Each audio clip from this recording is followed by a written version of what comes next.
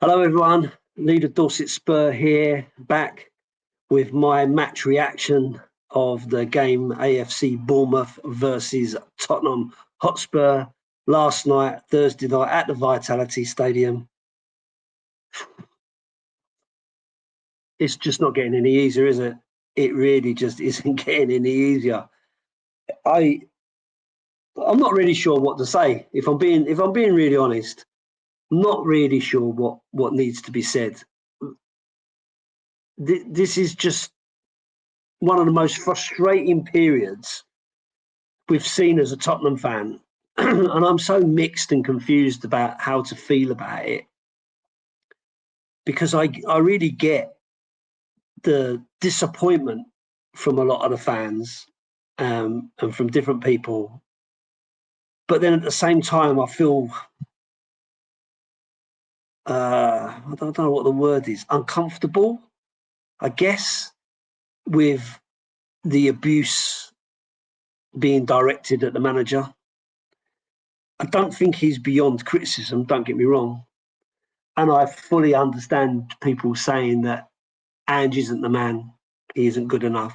He's got no credentials and all that kind of stuff. I get it, understand it. But at the same time as that, I'm so done with this constant managerial merry-go-round of a different manager every 18 months that you've then got a change of style, a change of tactics, a change of personnel, a change of ideas. You've got to then see it build, get it going. You get a little bit of encouragement from it. You feel like you're going in the right direction. You hit a bad patch, boom, start the cycle again, rinse and repeat. And at the same time as that, it's us as the fans are the ones that get screwed over by it because obviously our loyalty is it's unwavering. We love our club and we'll keep doing what we're doing because we're, as I've said before, addicted to this club, regardless of what happens. So last night was really, really uncomfortable. Really, really uncomfortable. Played poorly. Well, let's start from the beginning. The team that was put out was probably the best team you could put out. You could argue that Son should have played. I would argue that Son's been poor for a number of weeks, pretty much all season. He wasn't brilliant last season, although he still did, really well, chipped in with some important goals and all the rest of it, important contributions, which he has done this season. He's done some important contributions and stuff like that. But he's not at his best. He is not playing the best football he's ever played. He's getting older. He's getting more difficult. So for me, he's probably the only one I would say probably could have come in. Porro is another first teamer who was left out. However, when you look back at the game against Fulham, is it Fulham? Yeah, Fulham at the weekend, the amount of criticism I've seen for him, not criticising him personally, but the fact that he's leggy, he's tired, he needs a rest and so on. Big question there is, what about Jed Spence? What's going on there? And there's been some kind of weird talk about Jed Spence and all the rest of it, but I'm not convinced that Jed Spence is the answer either, if I'm honest. So you look at the squad and you look at the team that was put out and you think, well, it's probably the best team we could have put out. And then we turn up and we play, and it was poor. Like, couldn't string a pass together. The press was slow. The press wasn't strong enough. There was no creativity. We're on the back foot all the time, and you go, well, what's causing that? That's not necessarily the tactics, because we know the tactics, right? The tactics for Tottenham are high press, high energy, big turnovers, front foot, attacking football. We didn't do that. So then you go, well, that's not the manager then who's causing that problem? That's the players not being either able to because they are too tired or overworked or something along those lines, or we haven't got enough players to be, well, from that you can say, well, because you're using the players all the time, the squad depth isn't good enough, which we know that that's the case. So you're then at the point where you're going, well, it is the manager's fault to a certain extent because he's not rotating the team enough, but then who can he rotate it with apart from a load of 18-year-olds? And then we complain about the 18-year-olds because actually they're not good enough for the squad, but these are players that they're buying in for the future to avoid paying 100 million for Archie Gray. They pay 40 million for him now because in a couple of years' time, if he'd have gone and carried on the trajectory they're expecting him to go on, he would be a £100 million player. So you're trying to get in at the ground floor, which kind of makes sense from a business point of view, but it doesn't bring us success now. And this is where the real problem lies in terms of trying to get in enough players of the right quality that are good enough for now that can do the business for you, that fit the criteria that the club wants, as in they play the right sort of football, they've got the right attitude, and they fit in with what you need. Because you can pay the biggest money and get the best player in the world, but if they've got the wrong attitude for your squad, then you're stuck with a £65 million on Dombele who's doing nothing for you, or a Lo Celso at 60 million or whatever it was who's doing nothing for you, or a Richarlison who, he's constantly got Weetabix legs. So it's a real difficult balance. Because the club, or the owners of the club, don't want to throw their money around and never have. And we're not able to get those owners out. You're not going to change that. I get it about protesting and all the rest of it. All that's going to do is put pressure on the manager, and then they'll just push the manager out, get someone else in, make more claims, give you a season of, hope, to then rinse and repeat the same thing. But again, that's not me saying that you shouldn't protest or you shouldn't call out the ownership, because the ownership hasn't been good enough. Certainly not for the last 20 odd years. But you can't judge currently on all of the last 20 odd years, because we have started to spend some money. May not be on the right players from our perspective, may not be on the ready now players.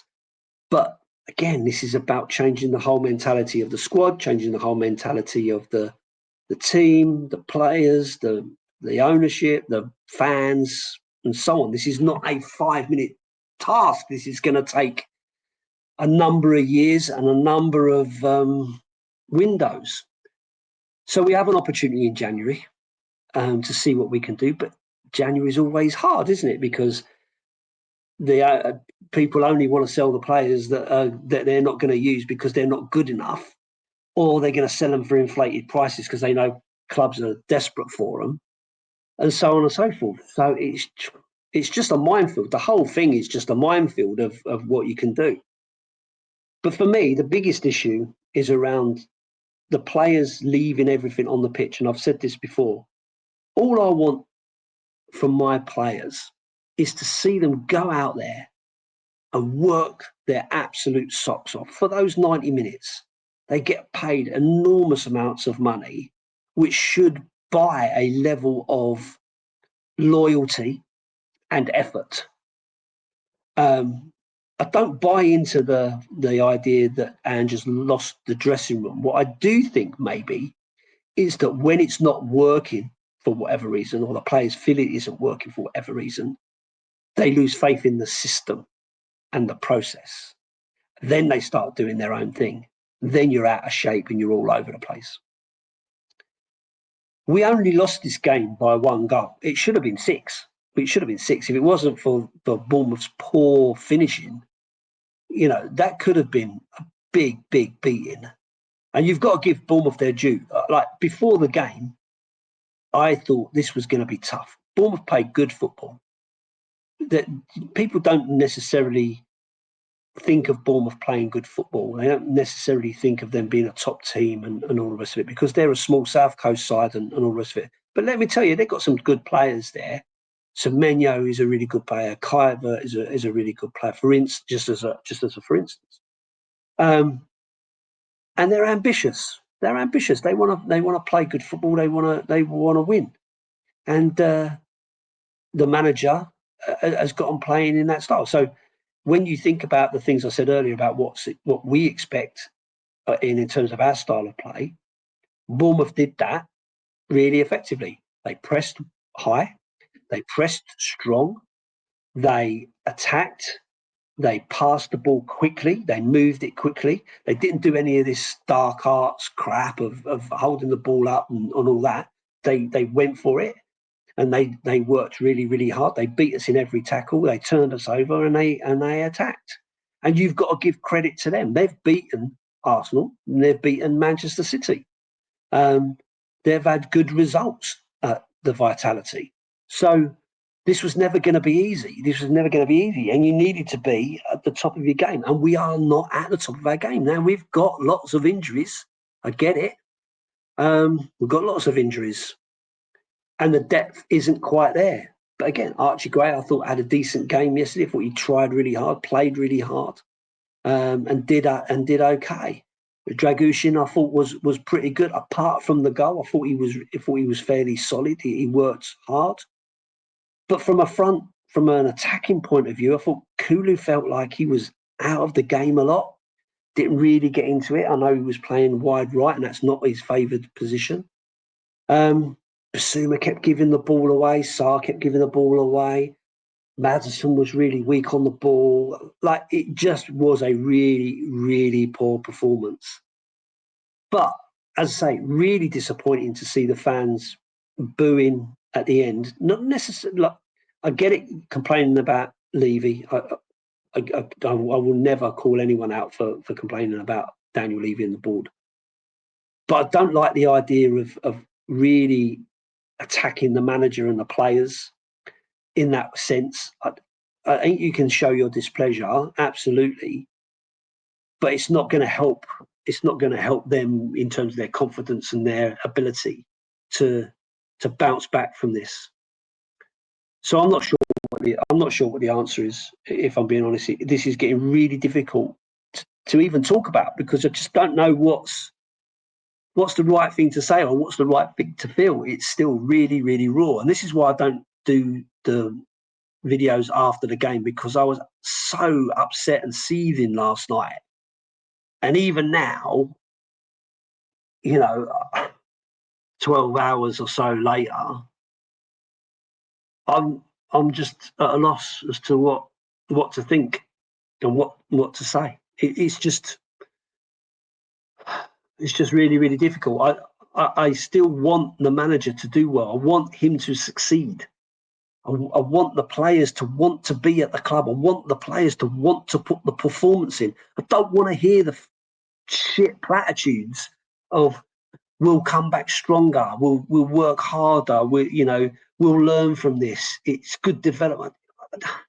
I don't want to hear all of that, because you just hear it every single time, and it's just media trained bullshit.